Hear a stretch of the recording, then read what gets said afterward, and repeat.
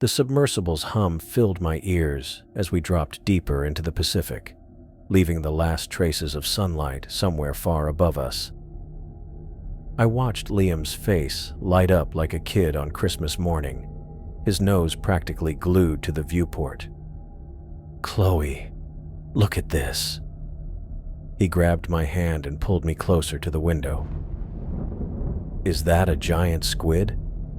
Captain Ramirez's voice came through the speakers with a chuckle. "That's just a regular Pacific giant octopus, folks. Wait until we get deeper. That's where the real mysteries live." I squeezed Liam's hand back, trying to match his excitement. 3 months of planning this surprise had been worth it just to see him this happy. When I'd found out about these deep-sea honeymoon tours, I knew it was perfect for someone who'd spent our entire dating relationship talking about ocean mysteries and underwater exploration. "I can't believe you kept this secret for so long," Liam said, turning to kiss my cheek before immediately spinning back to the window. "Oh my God, what is that thing?" A jellyfish the size of a dinner table drifted past our lights, its body pulsing with blue and green bioluminescence. The thing looked like it belonged on another planet, not in our ocean. "Moon jelly," Captain Ramirez explained. "They get bigger down here where there's more space and less competition. We're passing through the twilight zone now, about 600 meters down." Liam fumbled with his phone, trying to get the camera to focus through the thick glass. "This is incredible. The footage is going to be amazing." I settled back in my seat, watching him work. The submersible felt solid enough, but something about being this far underwater made my stomach tight. Maybe it was just the newness of it all, or maybe it was the way the darkness outside seemed to press against our little bubble of light and warmth. "How deep are we going exactly?" I asked. "Our viewing area is at about 2,000 meters, Captain Ramirez replied. "Don't worry, Mrs. Peterson. I've been doing these tours for 20 years. The Honeymooner's Delight is rated for much deeper than we'll be going today." Liam reached over and took my hand again. "You okay? You look a little nervous." "I'm fine. It's a lot deeper than I expected when I booked this." "Are you kidding? This is the best honeymoon gift ever." He lifted our joined hands and kissed my knuckles. "Thank you for this. Seriously." Another strange creature floated past, something that looked like a transparent ribbon with tiny lights running along its edges. The ocean down here was nothing like the beaches we'd visited on vacation. Everything moved differently, looked different, alien. "Siphonophore," Captain Ramirez announced. "That one's probably about 30 feet long, though it's hard to tell from this angle." 30 feet? Liam pressed closer to the glass. "It looks so delicate." The submersible continued its descent, and I watched the depth gauge climb higher. 800 meters. 900. The water outside our lights had turned completely black now, like we were traveling through space instead of the ocean.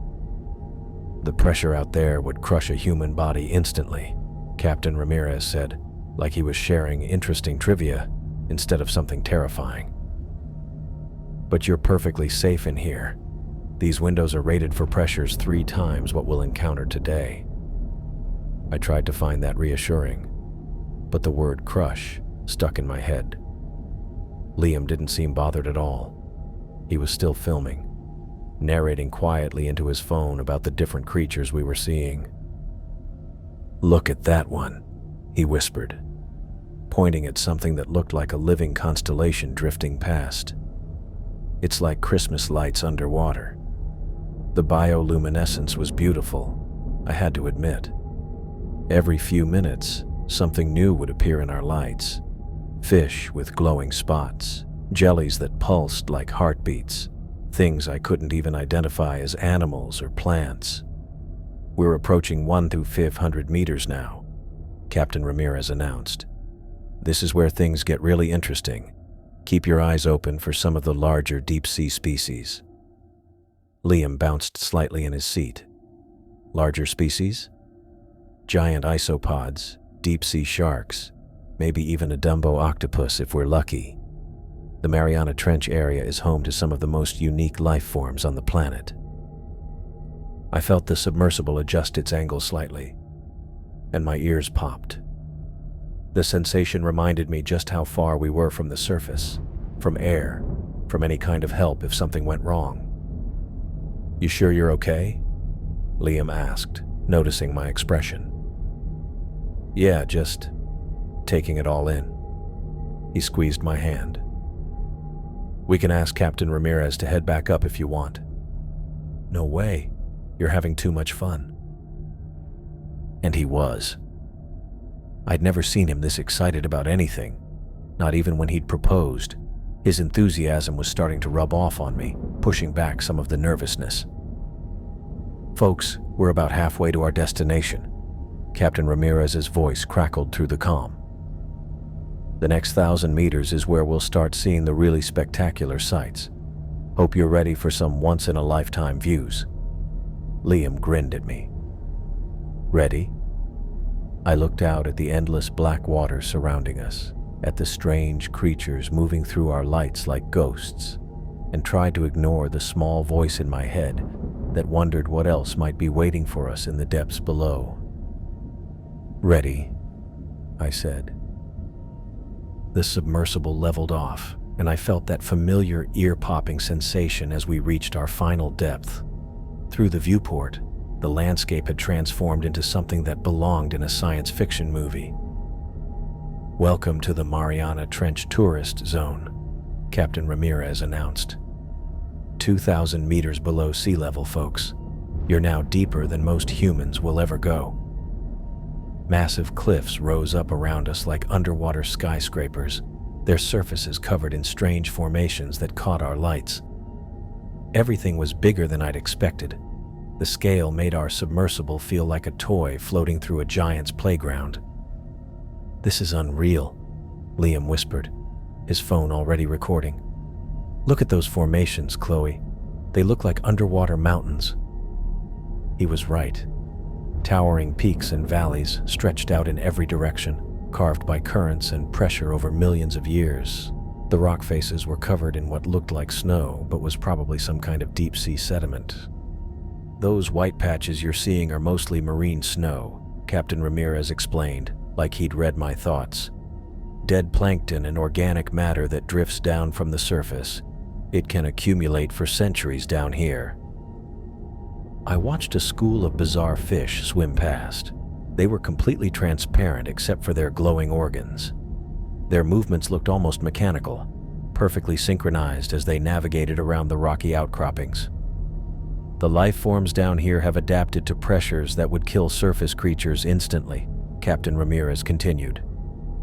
"No sunlight, no plant life, just pure survival evolution." Liam grabbed my hand and pointed at something moving along one of the cliff faces. "What is that thing?" A creature the size of a small car was crawling across the rock, its body covered in spines and what looked like armor plating. Multiple legs moved in a rippling pattern as it searched for food in the sediment. "Giant isopod," Captain Ramirez said with obvious pride. "That one's probably been alive for decades.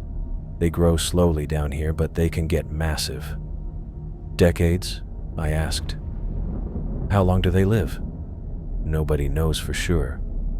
Could be 100 years or more. Time moves differently at these depths." The idea of creatures living for a century in this alien darkness made me shiver.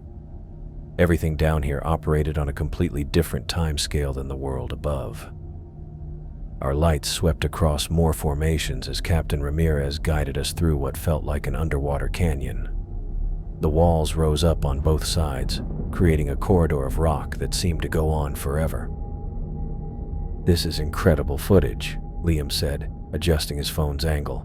"Nobody's going to believe this is real." A soft beeping sound came from the control panel, and Captain Ramirez's voice took on a more interested tone. "Huh. That's odd." "What's odd?" I asked, though part of me didn't want to know. Sonar's picking up something unusual ahead. Large structure, but it doesn't match any of the geological surveys for this area. Liam perked up immediately. Structure?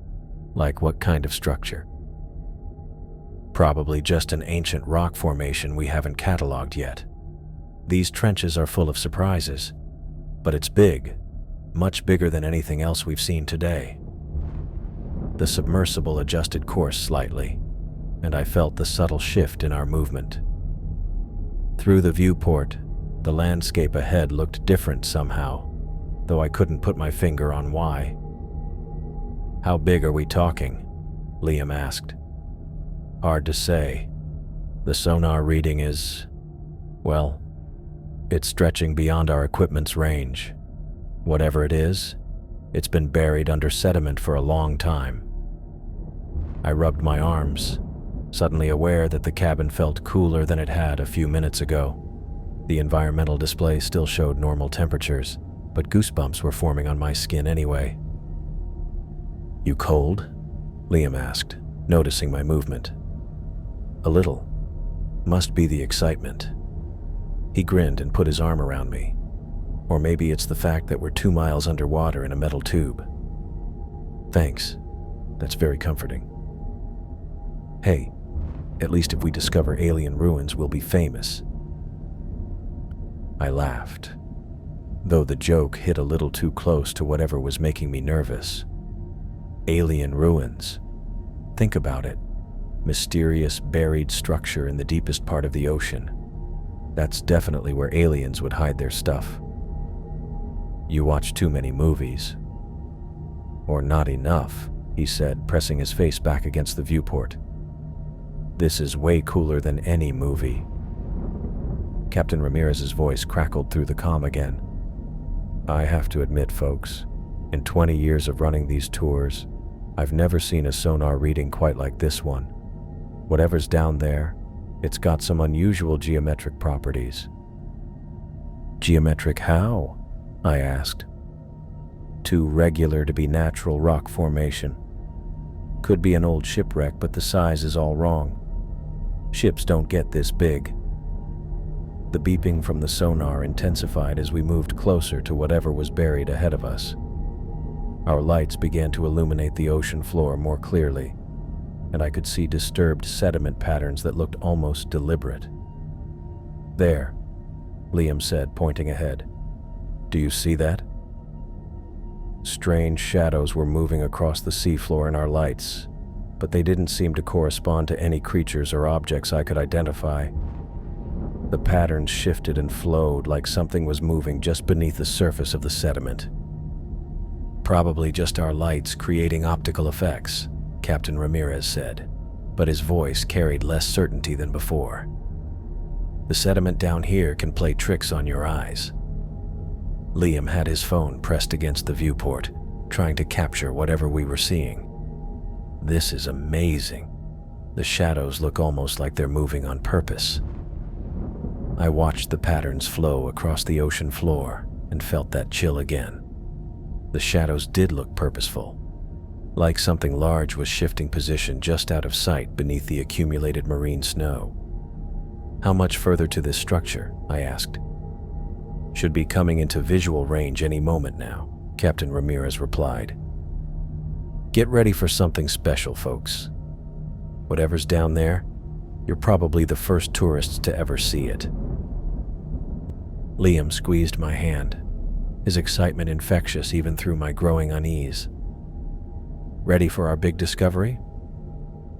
I looked ahead into the darkness beyond our lights, where something enormous waited buried in the depths, and tried to match his enthusiasm. "Ready," I said.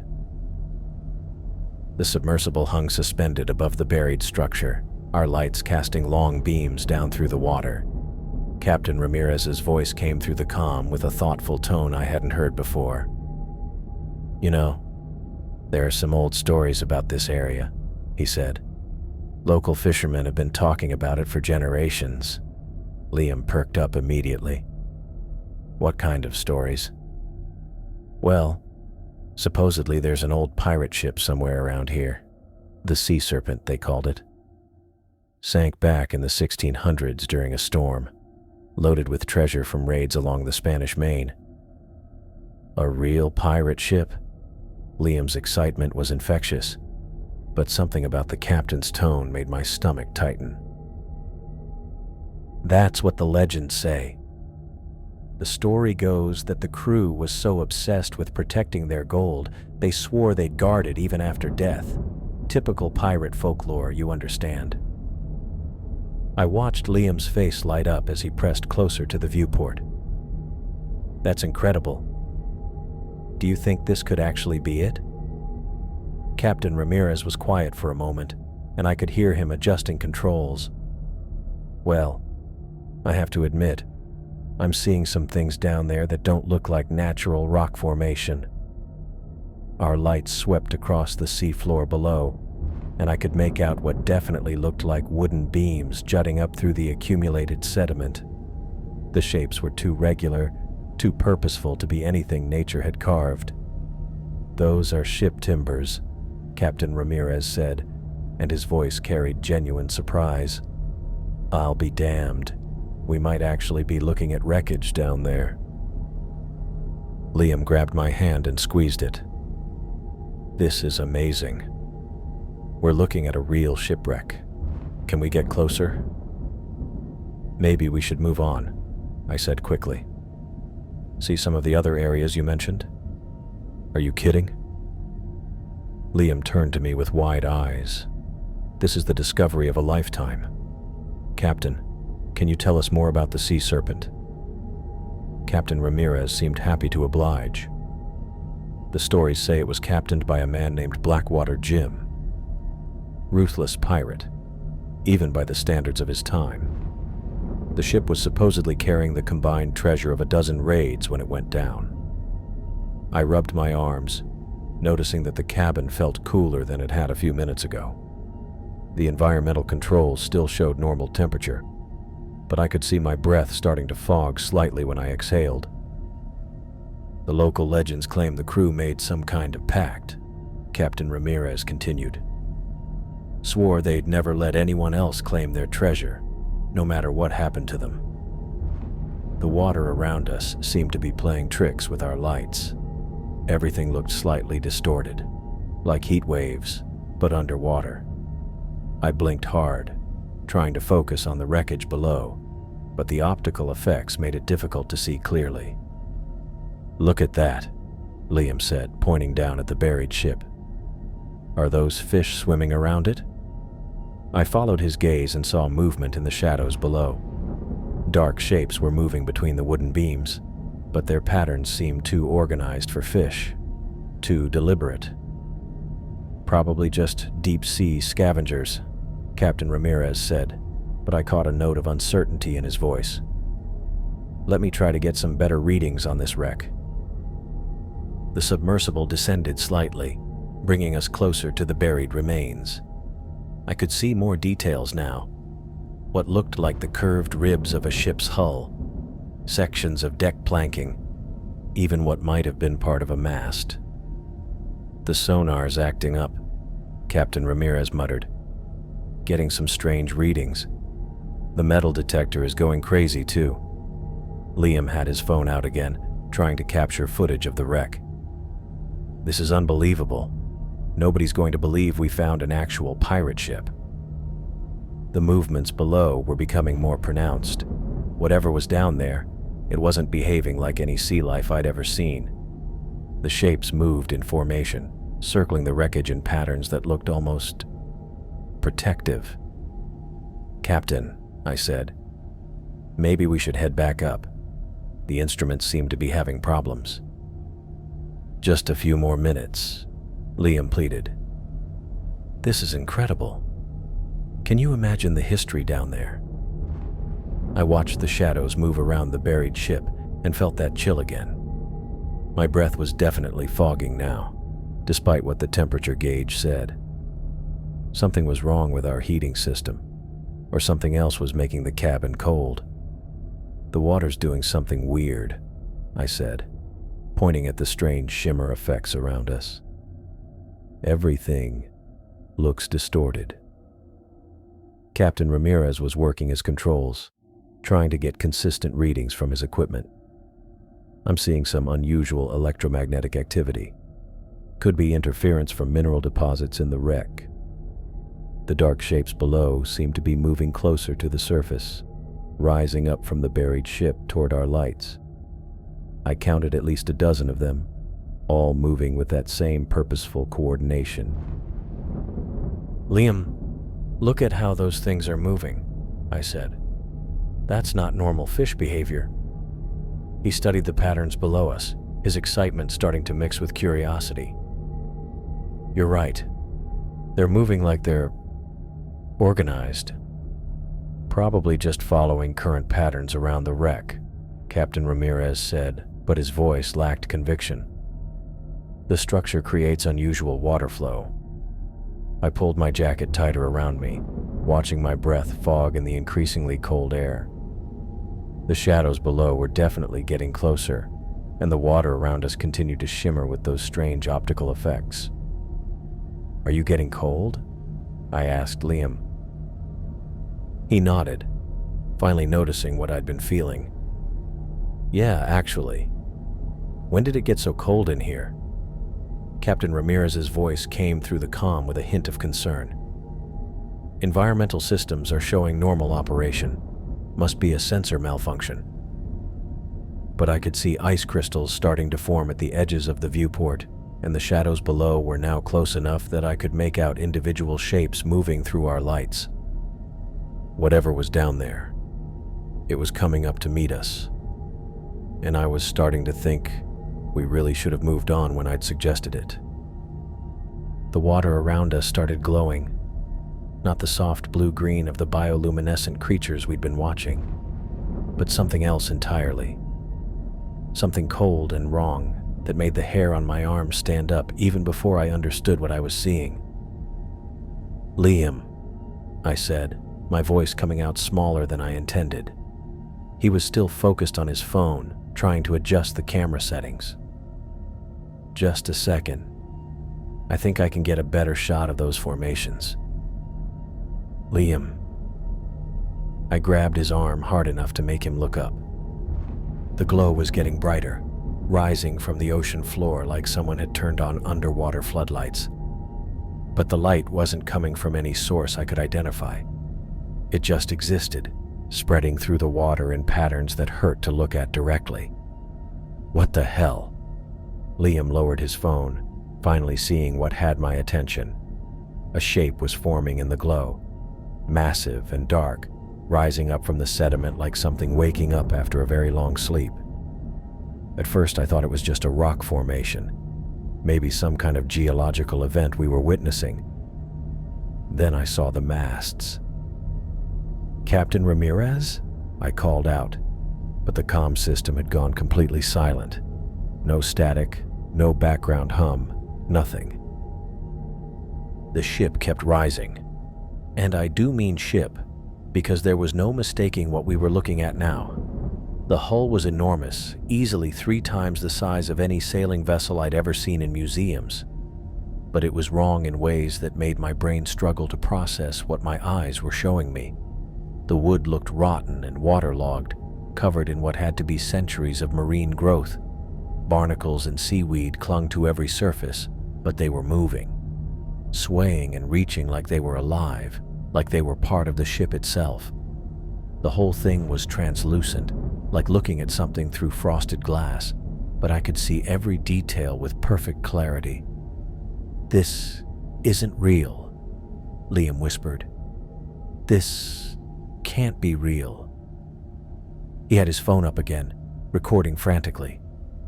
Part of me wanted to tell him to stop, but I couldn't find my voice. The ship was still rising, and now I could see the deck. That's when the cold hit us. Not the gradual chill I'd been feeling before, but a sudden, brutal drop in temperature that made me gasp. My breath came out in a white cloud, and I watched ice crystals start forming on the inside of the viewport. "The heating system must be broken," Liam said. But his voice shook, and I could tell he didn't believe it any more than I did. The deck of the ship was becoming visible now. and there were things moving on it. Dark shapes that walked upright, but didn't move like anything living. They shambled and swayed, their movements too jerky, too unnatural. "Captain Ramirez!" I shouted toward the comm system. "Captain, can you hear us?" Nothing. The silence from the control room was almost worse than what we were seeing outside. One of the shapes on the deck turned toward us. Even through the water and the distance, I could see its face clearly, or what was left of its face. Hollow eye sockets, skin hanging in tatters, jaw hanging open at an angle that was all wrong. "Oh God," Liam breathed. "Oh God, Chloe, are you seeing this?" More of them were turning now. A whole crew of rotting skeletal figures in the remains of old-fashioned clothing. Tricorn hats, long coats, boots that looked like they belonged in a pirate movie. But these weren't costumes or props. These were real, and they were all looking directly at our submersible. The ship's sails were billowing now, filled with wind that couldn't possibly exist 2,000 meters underwater. The fabric was torn and stained, but it moved like it was catching a strong breeze. The whole vessel swayed gently, like it was floating on the surface instead of rising from the ocean floor. "This is impossible," Liam said, still recording. "This is completely impossible." I wanted to agree with him, but the ice forming on the viewport was getting thicker. The cold was so intense now that I could barely feel my fingers, even with them pressed against my jacket. Whatever was happening, it was affecting our environment in very real ways. The ghostly crew was moving with more purpose now. They walked across the deck toward the railing closest to us, their movements becoming more coordinated, more deliberate, like they'd noticed us and were deciding what to do about it. "Captain!" I tried the comm again, practically screaming. "Captain Ramirez, we need to leave, now." A burst of static came through the speakers, followed by a voice that sounded like it was coming from very far away. "Seeing this? Are you?" The signal cut out again. At least he was still alive. But the fact that our communication was failing made everything worse. We were trapped in a metal bubble, watching something that shouldn't exist, with no way to call for help. The ship was fully visible now, hovering in the water like it belonged there. The spectral light coming from its hull illuminated the entire area, turning the ocean floor into something from a nightmare. I could see other shapes moving in the sediment around the wreck site, things that had been disturbed by the ship's rising. "Look at the detail," Liam said, his voice filled with awe instead of the terror I was feeling. "You can see individual rope lines, the texture of the wood. How is this possible?" He was right about the detail. Every plank, every piece of rigging, every barnacle was perfectly clear. But that just made it more terrifying. This wasn't some vague apparition or trick of light. This was a fully realized ghost ship, complete with a crew that was now gathering at the railing to get a better look at us. The temperature kept dropping. I could see my breath with every exhale, and the ice on the viewport was spreading inward from the edges. The environmental controls in our cabin were completely useless against whatever was causing this supernatural cold. "We need to get out of here," I said, grabbing Liam's free hand. "Something's wrong. This whole thing is wrong." "But this is incredible," he said, though I could hear uncertainty creeping into his voice. "This is the discovery of the century. We're looking at an actual ghost ship." One of the figures on deck raised its arm and pointed directly at us. The gesture was unmistakable, and it sent a chill through me that had nothing to do with the temperature. The thing was acknowledging our presence, communicating with us. That's when Captain Ramirez's voice finally came through clearly, and I could hear the fear in every word. "Hold on back there," he said, his voice shaking. I'm trying to restart the engines. We need to get away from this thing right now. The submersible's lights flickered, and I felt the hull vibrate as the captain tried to fire up our propulsion systems. But nothing happened. We just hung there in the water, suspended in front of a ship full of dead pirates who were all staring at us with empty eye sockets. Liam finally lowered his phone, the reality of our situation starting to sink in. "Chloe," he said quietly, "I don't think we're just observing anymore." The pirates moved. Not the slow, shambling walk I'd been watching on deck, but with a speed that made my brain struggle to catch up. 3 of them dove off the sea serpent's railing and cut through the water toward us like bullets, their forms leaving trails of that sickly light behind them. "Oh shit," Liam breathed, and then the first one hit our viewport. I screamed. Couldn't help it. The thing's face was pressed right against the glass, maybe 6 inches from mine, and I could see every horrible detail. Empty eye sockets that somehow still managed to stare directly at me. Jaw hanging loose, revealing broken teeth and a black void where a tongue should be. Skin that looked like wet leather, hanging in strips from the skull underneath. The submersible lurched sideways, throwing me against Liam's shoulder. His phone clattered to the floor, forgotten. "What the hell is happening?" he shouted. But I couldn't answer because more of them were arriving. They surrounded us completely now, maybe a dozen ghostly figures pressing against our hull from every direction. I could hear them, actually hear them, scraping against the metal with what looked like cutlasses and hooks. The sounds were real, metallic screeches that made my teeth ache. "Captain Ramirez!" I yelled toward the comm. "Captain, help us!" His voice came back distorted, like he was shouting through a tunnel. "Emergency protocols! I'm trying to engage emergency protocols!" The sub shook again, harder this time. One of the phantoms had grabbed onto our external camera mount and was pulling at it with both hands. I watched the metal bend under its grip, which should have been impossible. Ghosts weren't supposed to be able to touch things, let alone break them. "This isn't real," Liam kept saying, but he was gripping my hand so tight it hurt. "This can't be real." Another violent jerk threw us both against the opposite wall. The pirates weren't just attacking randomly. They were working together, coordinating their efforts to drag us toward their ship. I could see the sea serpent getting closer through the viewport, its ghostly crew cheering silently from the deck. The lights went out. Emergency lighting kicked in a second later, bathing everything in red, but it was dim and flickering. The normal hum of the submersible's systems had been replaced by alarms, high-pitched beeping that meant something was seriously wrong with our life support. "Pressure readings are all over the place," Captain Ramirez's voice crackled through the static. "I'm losing control of the thrusters." I looked out at the phantom pressed against our viewport and realized it was grinning at me. Actually grinning like it knew exactly how terrified I was and found it amusing. "Liam, we need to do something," I said, but my voice came out as barely a whisper.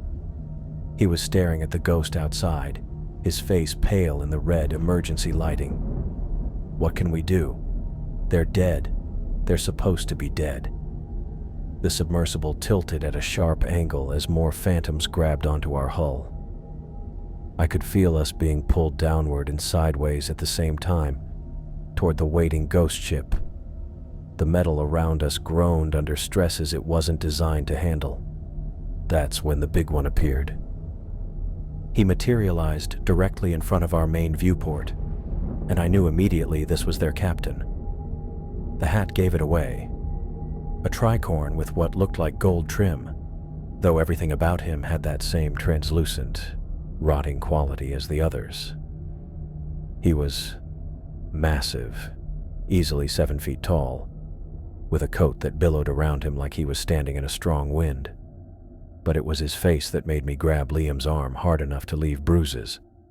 Half of it was missing, just gone, leaving exposed bone and hanging flesh. The remaining eye fixed on us with an intelligence that was worse than the mindless hunger of the others. He raised one skeletal finger and pointed directly at me. His mouth opened in what had to be a scream, though no sound came through the water. But I felt it anyway, like pressure building in my ears, like something trying to claw its way into my head. "The pressure seals," Captain Ramirez shouted over the comm. "I'm reading stress fractures in the pressure seals." The alarms got louder, more urgent. Red lights flashed faster, and I could see condensation forming on the walls as our heating system struggled against the supernatural cold. The ghostly captain pressed both hands against the viewport, and I watched hairline cracks start to form in the reinforced glass. Actual cracks, spreading outward from where his palms touched the surface. "The glass," I whispered. "Liam, look at the glass." He saw the cracks and went completely white. "That's 3-inch reinforced polymer. Nothing should be able to crack that." But the Phantom Captain was doing exactly that, his spectral hands somehow exerting real physical force against our only barrier. The cracks spread wider, creating a spiderweb pattern that grew larger with each second. The submersible lurched again, and this time I felt us moving steadily toward the sea serpent. The other pirates had organized themselves into teams, some pulling at our external equipment while others pushed from behind. They were herding us like livestock, guiding us toward their ship with terrifying efficiency. "Captain," I screamed into the comm, "the viewport is cracking. We need to get out of here now." Static answered me, broken by fragments of his voice. "Trying everything. Systems not responding. Something interfering with." The ghostly captain's remaining eye never left mine as he continued to press against the glass. The cracks were spreading faster now, and I could see water starting to seep through the smallest fractures. "We're going to die down here," Liam said quietly. I wanted to tell him he was wrong, that Captain Ramirez would figure something out, that this was all just some kind of hallucination brought on by pressure or equipment malfunction. But the ice forming on the inside of our cabin was real. The alarms were real. The cracks in our viewport were definitely real. And the ghostly pirates dragging us toward their cursed ship were more real than anything I'd ever experienced in my life. The ghostly captain's face pressed against the viewport, and suddenly I wasn't in the submersible anymore. I was drowning. Water filled my lungs, cold and black and endless. My body sank through crushing darkness while skeletal hands reached up from below, grabbing at my ankles, my arms, pulling me down toward a ship that waited with its hold full of screaming souls.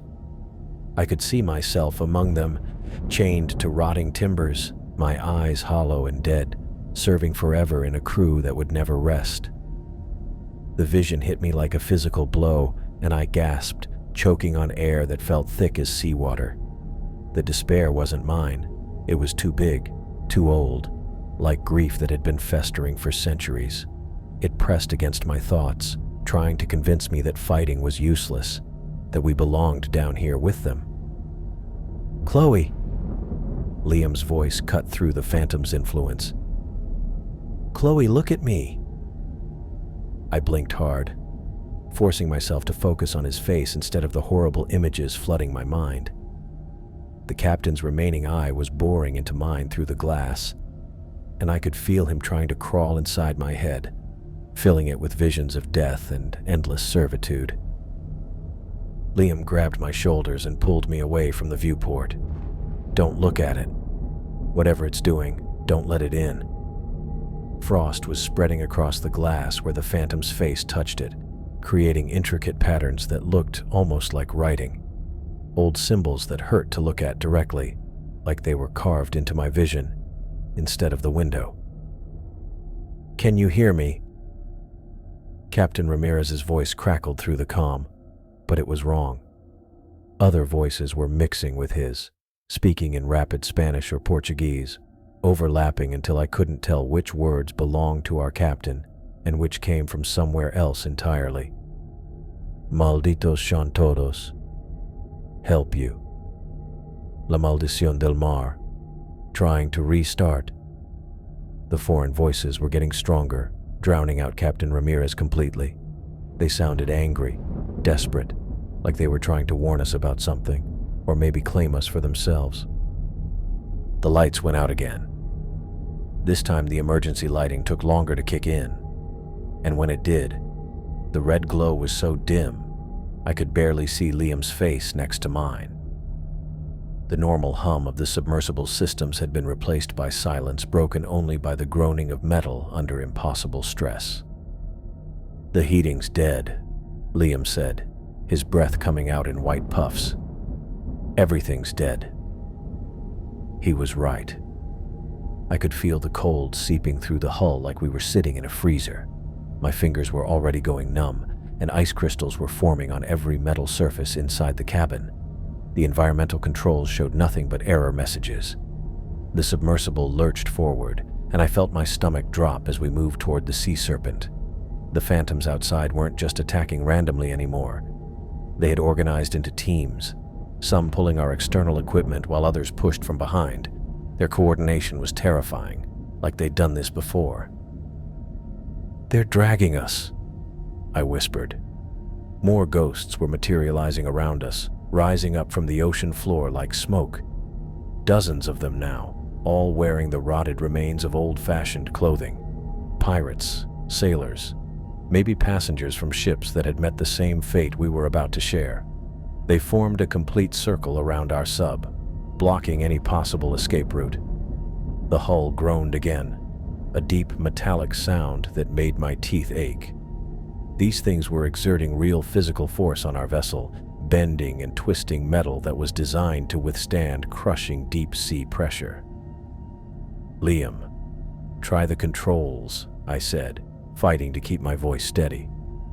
"Try anything." He scrambled toward the emergency panel, his hands shaking from cold and fear. Nothing's responding. The power's completely gone. I watched him flip switches and press buttons, but the displays stayed dark. Whatever the phantoms were doing to us, they'd found a way to interfere with our electrical systems. We were trapped in a metal coffin, being pulled toward a ghost ship by creatures that shouldn't exist. A sharp crack made me spin around. One of the side windows had a hairline fracture running down its center, thin as a spider's thread but growing longer as I watched. "The window," I said. Liam looked where I was pointing and went pale. "That's impossible. Those windows are rated for pressures we'll never encounter." But the crack kept spreading, branching out into smaller fractures. The phantom captain was still pressed against our main viewport, and now I could see other ghosts positioning themselves at our side windows, their skeletal hands flat against the glass. The emergency lighting flickered, dimmed, then flared back to life. In that brief moment of brightness, I noticed something that made my heart skip. The ghosts pulled back slightly when the light got brighter.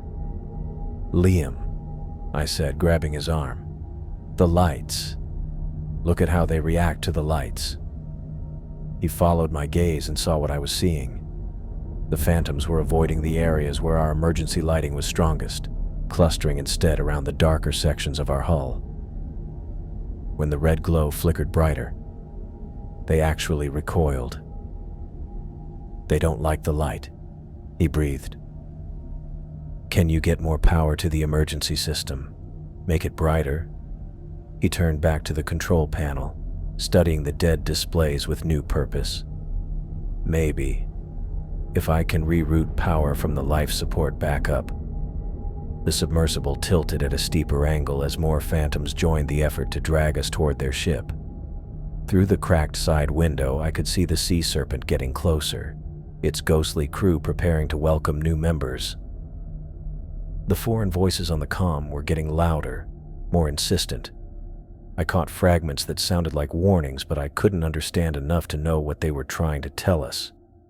Liam was working frantically at the panel, his breath fogging in the frigid air. There has to be something, some kind of emergency system we can activate. The crack in the side window spread further, and I heard the faint sound of water beginning to seep through. Not much yet, but enough to let me know our time was running out. The ghostly captain's eye never left mine as he continued pressing against the main viewport. I could feel his will pushing against my thoughts, trying to fill my mind with images of surrender, of joining his crew willingly. The despair was so thick I could barely breathe, but watching Liam work, seeing him refuse to give up even when everything seemed hopeless, gave me something to hold on to. We were in this together. Whatever happened, we'd face it together.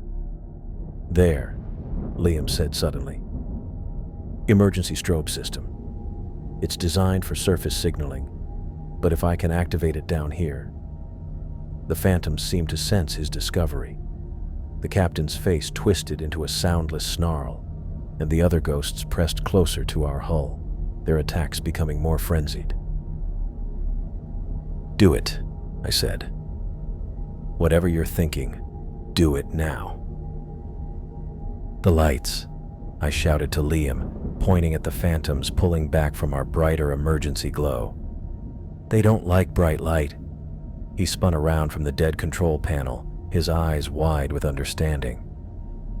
"Emergency systems. There has to be something we can use." We both dove for the controls, our hands fumbling over switches and buttons in the dim red lighting. The submersible lurched again, throwing me against the panel hard enough to bruise my ribs. Through the cracked viewport, I could see more ghosts materializing on the sea serpent's deck, waiting for us with skeletal grins. "Can you hear me?" Captain Ramirez's voice burst through the static. "Emergency strobes. Camera system." "Captain," I yelled toward the comm. "We can hear you. What about the strobes?" "External camera strobes. Emergency signaling. Need both of you." Liam was already tracing wiring diagrams on the emergency panel with his finger. "Here, external camera strobe system. It's designed for surface rescue signaling." The ghostly captain pressed harder against our main viewport, and I watched the cracks spread like lightning across the reinforced glass. His remaining eye burned with rage as he realized what we were planning. "How do we activate it?" I asked, grabbing onto Liam's arm as the sub tilted at an even steeper angle. "Two-person safety system," he said, pointing at separate switches on opposite sides of the panel. "You hold the power relay. I'll trigger the activation sequence." Ice was forming faster now, coating the walls and ceiling in a layer of frost that made everything slippery.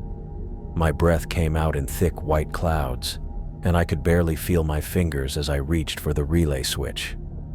The phantom captain seemed to understand what we were doing.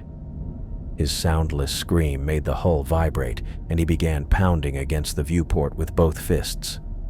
The glass buckled inward with each blow, creating a spider web of fractures that spread wider every second. "Now," Liam shouted. I slammed down the power relay switch and held it with both hands. The panel lit up with warning lights as power flowed to systems that weren't meant to operate at this depth. Liam's fingers flew over the activation sequence, entering codes that Captain Ramirez was shouting through the static-filled comm. The submersible shook violently as more phantoms grabbed onto our hull. I could see dozens of them now, swarming around us like angry wasps. The sea serpent was so close I could make out individual rope lines on its rigging, and the ghostly crew was cheering silently from the deck. "Almost got it," Liam muttered, sweat beading on his forehead despite the freezing temperature. "Just need to bypass the depth safety." The viewport buckled again, and this time I heard the sharp crack of glass beginning to fail. Water started seeping through the largest fracture, just a few drops, but enough to let me know we had seconds left. The ghostly captain's face was inches from mine now, separated only by failing glass. His hollow eye socket seemed to pull at my vision, trying to drag me back into those horrible visions of drowning and eternal servitude. "Don't look at him," Liam said, his voice tight with concentration.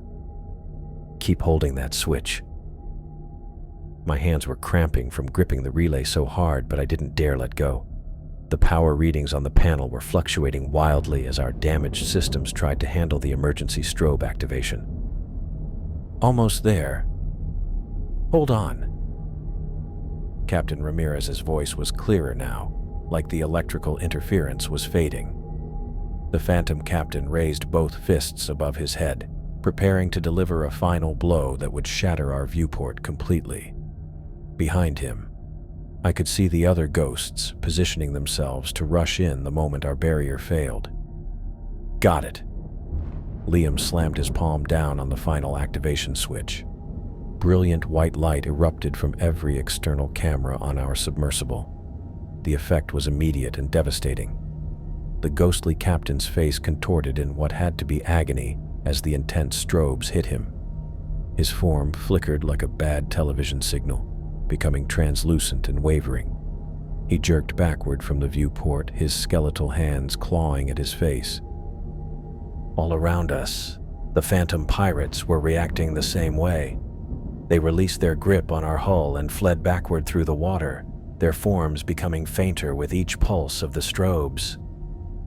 Silent screams twisted their rotting features as they retreated toward the sea serpent. The supernatural cold began to fade immediately.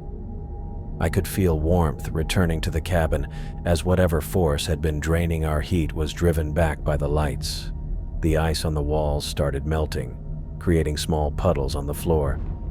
"It's working," I shouted, still holding down the power relay. "They're running." The ghostly captain made one last attempt to reach us, pushing through the strobing light with obvious effort. But the brilliant flashes were too much for him.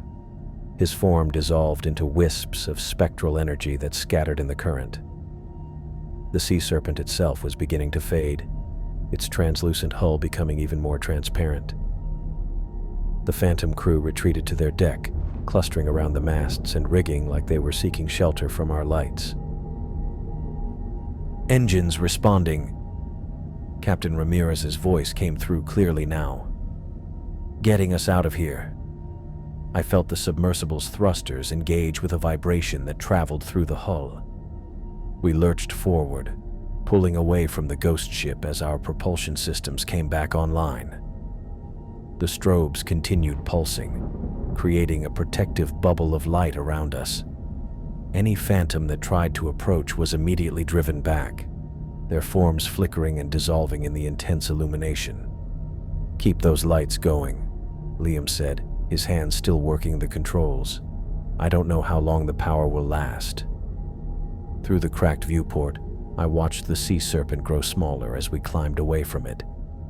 The ghostly crew stood at their railing, watching us escape with expressions of rage and frustration. But they couldn't follow. The strobes had created a barrier they couldn't cross. Captain Ramirez's voice crackled through the comm, steady and professional despite everything we'd just experienced. "Emergency ascent initiated," he said. "Hold on back there. We're going home." The submersible's thrusters roared to life beneath us, and I felt the hull vibrate as Captain Ramirez pushed the engines harder than they were meant to go. We lurched forward through the water, pulling away from the sea serpent in a climb that made my ears pop. "Keep those strobes going," I shouted to Liam, my hands cramping from gripping the power relay switch. The brilliant white flashes continued pulsing around us, creating our protective bubble of light. But I could already see the power readings dropping on the emergency panel.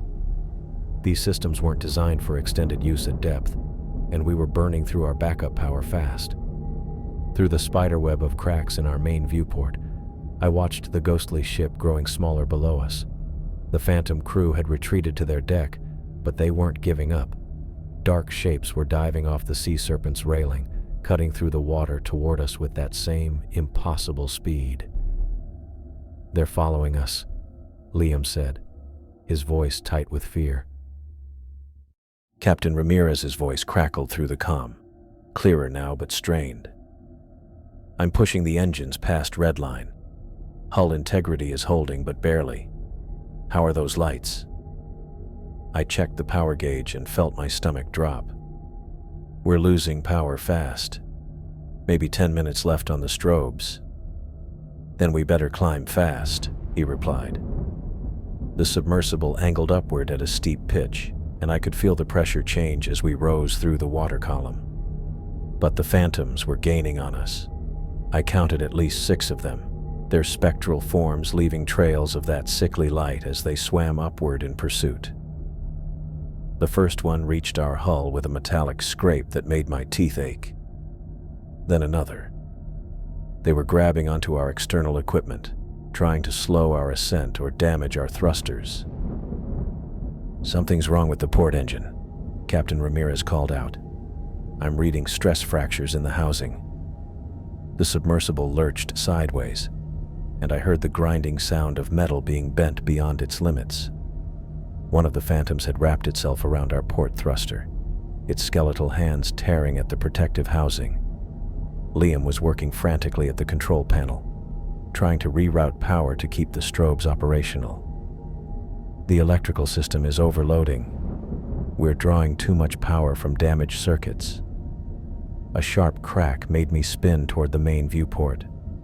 The spiderweb of fractures had spread across the entire surface, and I could see water beginning to seep through the largest cracks.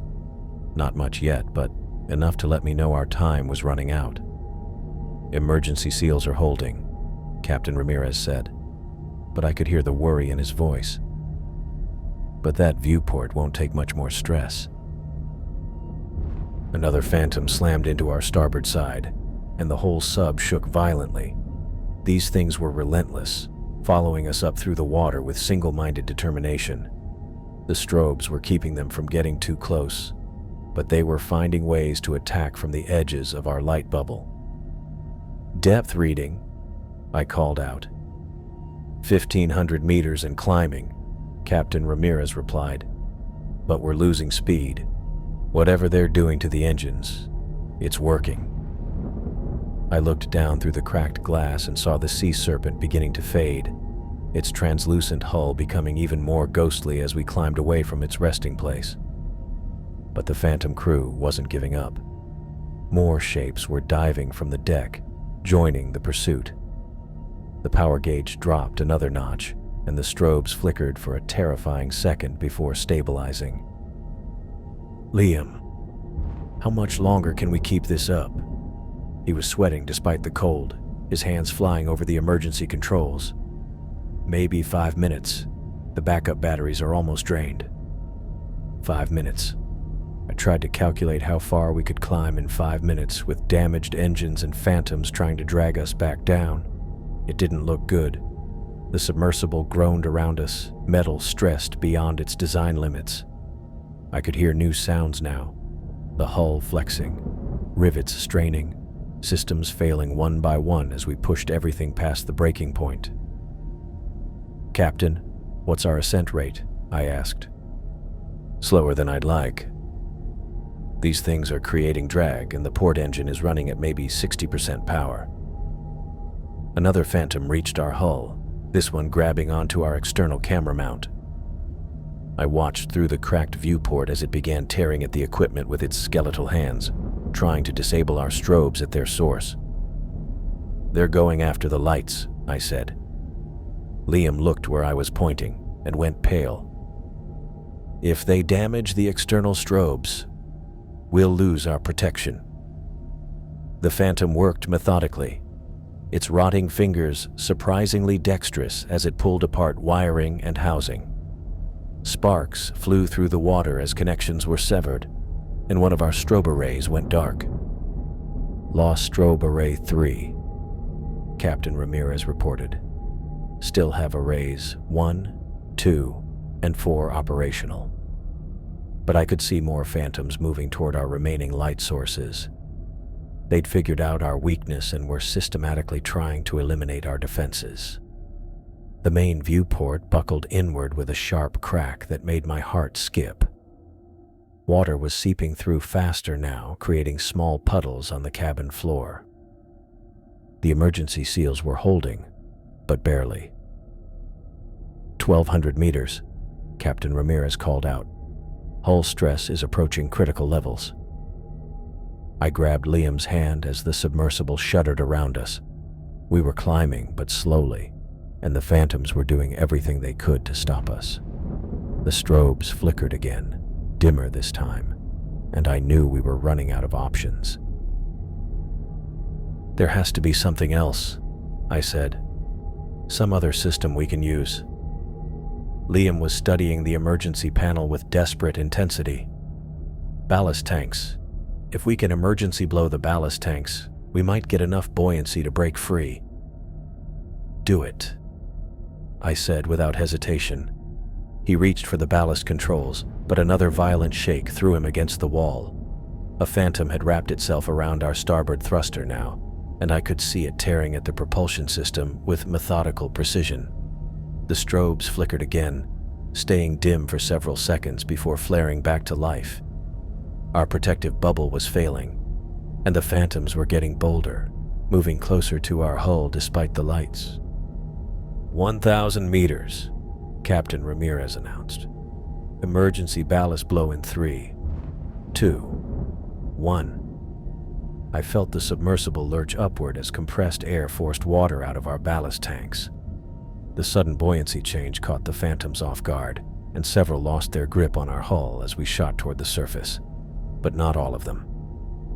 The phantom captain materialized directly in front of our cracked viewport, his remaining eye burning with rage. He pressed both hands against the failing glass, and I watched new fractures spread outward from his touch. He's not giving up, I whispered. The ghostly captain's mouth opened in another soundless scream, and I felt that familiar pressure building in my head. But this time, with Liam's hand in mine and the surface getting closer, the despair couldn't take hold. We were going to make it. We had to make it.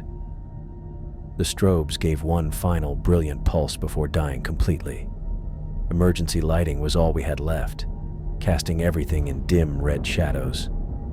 But we were still climbing, still rising toward safety. 800 meters, Captain Ramirez called out. Surface contact in sight. Through the fractured viewport, I could see the phantom captain's form beginning to waver. The further we got from the deep ocean floor, the less solid he became. His crew was falling behind now, unable to maintain their pursuit as we climbed beyond their reach. The sea serpent was just a faint glow far below us, its cursed crew trapped in the depths where they belonged. But the captain's eye never left mine, even as his form dissolved into wisps of spectral energy. His final gesture was unmistakable. A skeletal finger pointed directly at me, promising this wasn't over.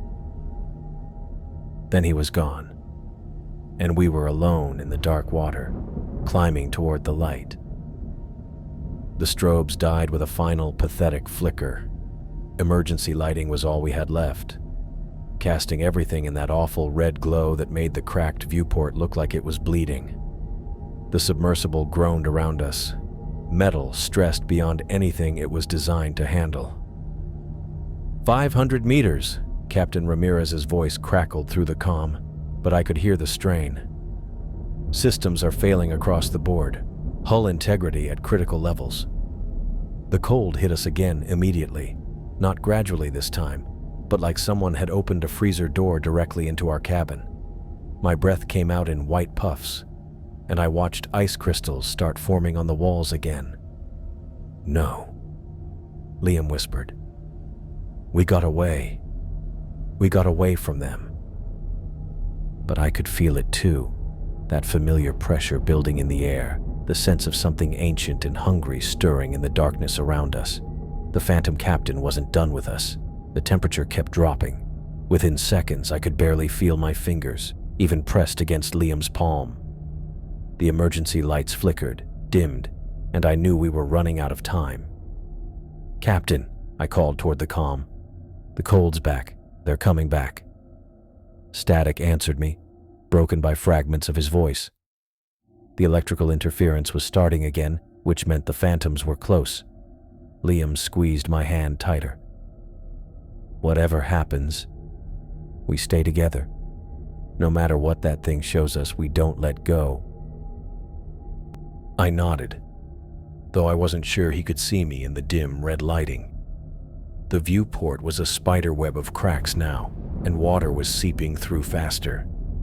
But somehow, with his hand in mine, the terror felt manageable. Different. The ghostly captain materialized in the center of our cabin, not outside the window this time, but inside with us, his translucent form taking shape between our seats. I should have screamed.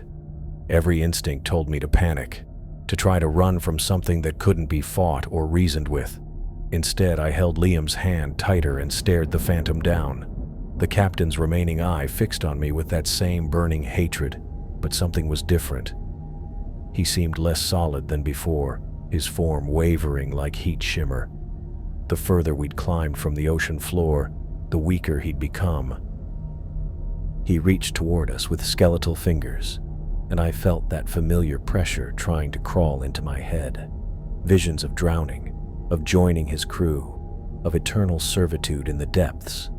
But this time, with Liam's warmth beside me, the despair couldn't take hold. "You can't have us," I said quietly. The phantom's face contorted with rage. His mouth opened in that soundless scream, and the hull vibrated around us, but he couldn't touch us. Something was keeping him at bay, an invisible barrier that his skeletal hands couldn't cross. Liam's voice was steady beside me. "We're not afraid of you anymore." And it was true. The terror was still there, but underneath it was something stronger. We'd faced this thing together in the depths, and we'd survived.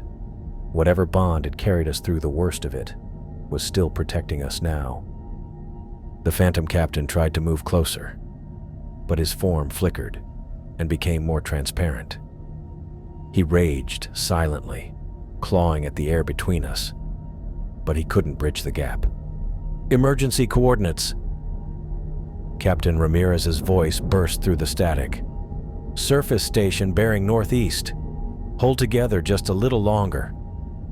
The submersible lurched upward, and I felt the pressure change in my ears. We were still climbing, still rising towards safety. The phantom captain's form was becoming fainter with each meter we gained. 300 meters, Captain Ramirez called out. "I can see the surface station lights." The ghostly captain made one final attempt to reach us. His form solidified briefly, becoming more real and terrifying than ever. But as he lunged forward, Liam and I instinctively moved closer together, our joined hands creating something the phantom couldn't break through. Love. Trust. The absolute certainty that we'd face whatever came next together. The phantom hit our invisible barrier and recoiled like he'd touched something burning. His remaining eye went wide with what looked like surprise, then fury. He'd expected to find the same despair and isolation that had claimed his original victims. Instead, he'd found something he couldn't understand or overcome. The captain's form began to dissolve, wisps of spectral energy scattering in the cabin's recycled air. His final expression was one of pure rage, but also something that might have been fear. Fear of what we represented, a bond strong enough to resist his curse. With a soundless scream that made the hull vibrate one last time, he vanished completely. The supernatural cold faded immediately. I could feel warmth returning to the cabin as our heating systems came back online. The ice on the walls began melting, and the emergency lights stopped flickering. 200 meters, Captain Ramirez announced, his voice clear and steady now. "Surface station has visual contact. We're going to make it." I looked at Liam in the dim red lighting and saw my own amazement reflected in his face. We'd done something impossible. We'd faced down a centuries-old curse and won, not through strength or cleverness, but through something as simple and powerful as refusing to let go of each other. "The video files," Liam said quietly, pulling out his phone. "They're all corrupted. Nothing but static." I watched him scroll through the footage he'd tried to capture, seeing only digital noise where the phantom ship should have been. Part of me felt relieved. Some experiences weren't meant to be shared with the world. "Good," I said. "This is ours. Just ours." The submersible's hull groaned one final time as we broke through into shallower waters. Through the cracked viewport, I could see lights above us.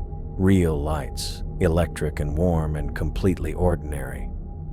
The surface station was waiting, along with safety and solid ground, and a world where ghost ships belonged in stories, not in the crushing depths of the ocean. Captain Ramirez's voice came through the comm, professional and calm despite everything we'd been through. "Surface in 60 seconds, he said. "Welcome back to the world of the living, folks." Liam squeezed my hand as we rose toward the light, and I knew our honeymoon had become something far more profound than either of us had planned. We'd been tested in ways we never could have imagined, and we'd passed that test together.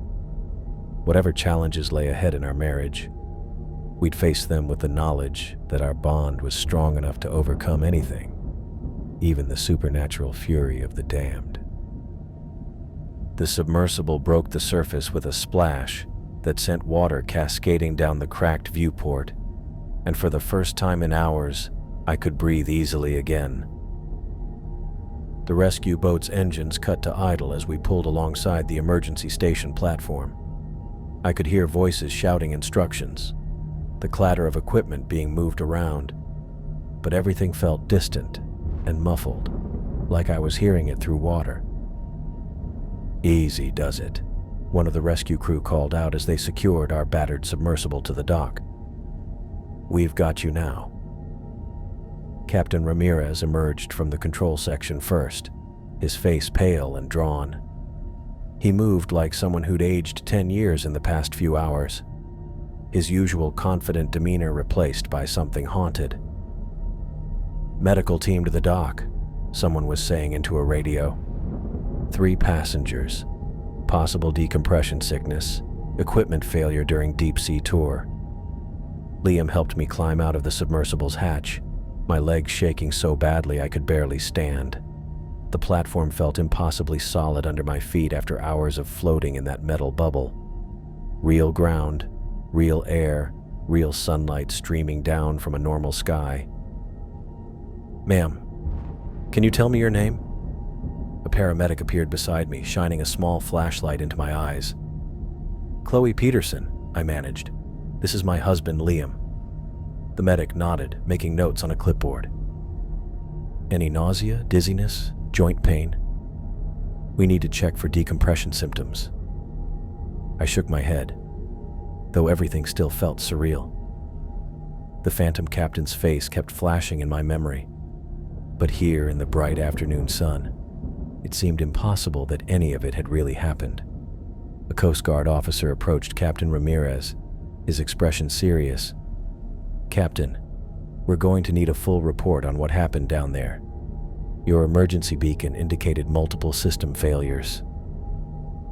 "Equipment malfunction," Captain Ramirez said quietly.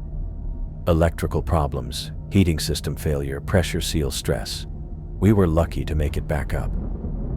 The officer made notes, but I could see skepticism in his expression. "Your initial distress call mentioned unusual readings. Something about unidentified structures?" Captain Ramirez glanced at us, then back at the officer. "Sonar interference, probably mineral deposits playing tricks on the equipment. You know how it is at those depths. And the external cameras? Complete failure. All the footage is corrupted." The officer's pen stopped moving. "All of it? That's unusual for a system failure." Deep-sea electronics are unpredictable, Captain Ramirez replied, but his voice lacked conviction. Liam was sitting on a bench nearby, staring at his phone. The screen showed nothing but static where his videos should have been. He scrolled through the files with a strange expression, like he was seeing something the rest of us couldn't. "Sir," the Coast Guard officer had moved over to us. "We'll need statements from both of you about what you observed during the dive." I looked at Liam, then back at the officer. How could we possibly explain what we'd seen? Who would believe us? "Equipment failures," I said finally. "Like the captain said, the lights went out, it got very cold, and we had to make an emergency ascent. Did you observe any unusual marine life or geological formations?" The phantom ship flashed in my memory again. The rotting sails, the skeletal crew, the captain's burning eye. But in the bright sunlight, surrounded by normal people doing normal jobs, it felt like describing a nightmare. "No," Liam said quietly. "Just equipment problems." The officer made more notes, clearly unsatisfied with our answers. "We'll need to inspect the submersible thoroughly. Multiple system failures like this could indicate a design flaw or maintenance issue." Captain Ramirez nodded wearily. "Of course. Whatever you need." But I could see the worry in his eyes. What would they find when they examined the hull? Would there be evidence of the phantom attacks, or would everything appear to be normal equipment failure? The paramedic finished checking us over and declared us fit to leave. No signs of decompression sickness, no obvious injuries, just two shaken tourists who'd had a bad experience on what should have been a routine dive. "You folks are staying at the Ocean View Hotel?" the officer asked, consulting his notes. "Yes," I said. "We may have follow-up questions once we complete our investigation. Please don't leave the area for the next 24 hours. We nodded and gathered our things. As we walked toward the parking area where a taxi was waiting, I heard the Coast Guard officer talking quietly to his partner. "Pressure hallucinations," he was saying. "Happens more often than people think at those depths. The mind plays tricks. All three of them. Group hysteria. One person starts seeing things, the others follow along. Classic case." I felt Liam's hand slip into mine as we climbed into the taxi. The driver asked for our hotel address, and we rode in silence through the small coastal town. Everything looked normal. Tourists walking along the waterfront, shops selling souvenirs, families enjoying their vacations. But I kept thinking about the officer's words. Pressure hallucinations. Group hysteria. Was that really what had happened to us? The hotel room felt like a sanctuary after the chaos of the rescue station. Liam closed the door behind us and immediately pulled me into his arms, holding me tight against his chest. "We're okay," he whispered into my hair. "We made it." I buried my face against his shoulder, finally allowing myself to really feel what we'd been through. The terror, the helplessness, the absolute certainty that we were going to die in that metal tube 2 miles underwater. "Do you think they're right?" I asked. "About the hallucinations?" Liam pulled back to look at me. "Do you think what we saw was a hallucination?" I thought about the supernatural cold, the way the phantoms had been able to crack our viewport, the feeling of the ghostly captain trying to crawl inside my head. It had been more real than anything I'd ever experienced. "No," I said. "That was real. All of it." He nodded. "The corrupted video files, the equipment failures, even Captain Ramirez's story changing. It's like something doesn't want people to know what's down there." I walked to the window and looked out at the ocean. From here, it looked peaceful and inviting, nothing like the alien darkness we'd descended into. But I knew what was waiting in the depths, and I knew we'd barely escaped with our lives. "What do we do now?" I asked. Liam sat on the edge of the bed, his phone in his hands. "We go home. We get on with our lives. And we never talk about this to anyone else. Ever. Who would believe us? Even if we had proof, even if the videos hadn't been corrupted, who would accept that we encountered a ghost ship?" He was right, of course. The rescue crew had already dismissed our experience as pressure-induced hallucinations. The Coast Guard was treating it as equipment failure. Captain Ramirez was backing down from his initial story, probably worried about his reputation and business. "I keep thinking about what the Phantom Captain showed me," I said. "Those visions of drowning, of being trapped forever with his crew. But we didn't drown. We didn't get trapped. We fought back." I turned from the window to look at him. How? How did we fight something like that? Liam was quiet for a long moment, staring at his phone. Then he looked up at me with an expression I'd never seen before, a mixture of wonder and certainty.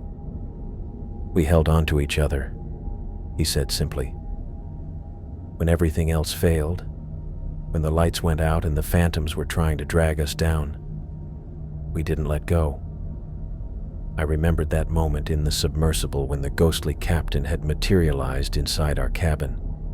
The terror had been overwhelming, but underneath it had been something stronger, the absolute knowledge that whatever happened, we'd face it together. "You think that's what saved us? Our connection?" "I think that thing has been down there for centuries, feeding on fear and despair. It's probably claimed dozens of ships, hundreds of souls, but it couldn't break what we have." I sat beside him on the bed, taking his hand in mine. "The rescue crew thinks we're crazy. Let them think that. We know what really happened." Liam held up his phone, showing me the corrupted video files one more time. Static and digital noise where the phantom ship should have been. With a few quick taps, he deleted everything. "No regrets?" I asked. "None. Some things aren't meant to be shared with the world." I watched the files disappear from his phone and felt a sense of relief. This was our experience, our secret, our bond that had been tested and proven stronger than anything the depths could throw at us. "Our honeymoon didn't exactly go as planned," I said. Liam laughed, the first genuine laugh I'd heard from him since we'd surfaced. "Are you kidding? This was perfect." "Perfect? We almost died." "But we didn't. We faced something impossible together and came out stronger. How many couples can say that?" He was right. When I'd planned this surprise honeymoon, I'd wanted to give him an adventure he'd never forget. I'd certainly succeeded, though not in any way I could have imagined. "What do we tell people when we get home?" I asked. "That we had a wonderful time exploring the ocean, that the deep sea tour was incredible, that we saw things we'll never forget." All of which was true, in its way. The sun was setting outside our window, painting the ocean in shades of gold and red. Tomorrow we'd fly home, back to our normal lives and everyday concerns. But we'd carry this experience with us forever. The knowledge that our love was strong enough to face the supernatural and win. "I love you," I said, the words carrying more weight than they ever had before. "I love you too," Liam replied, pulling me closer. "Whatever comes next, we'll handle it together." I thought about the Phantom Captain's final gesture, that skeletal finger pointed at me in promise or threat. Maybe this wasn't over. Maybe there would be consequences for escaping his curse. But as I sat in Liam's arms, watching the sun set over the ocean that had nearly claimed us, I felt ready for whatever might come. We'd been tested in the depths and emerged stronger. Our marriage had been forged in supernatural fire, and nothing the ordinary world could throw at us would ever compare to what we'd already survived. The ocean kept its secrets, and we'd keep ours. But we'd always know that when everything else failed, when the darkness closed in and death seemed certain, we'd chosen to hold on to each other, and that had made all the difference.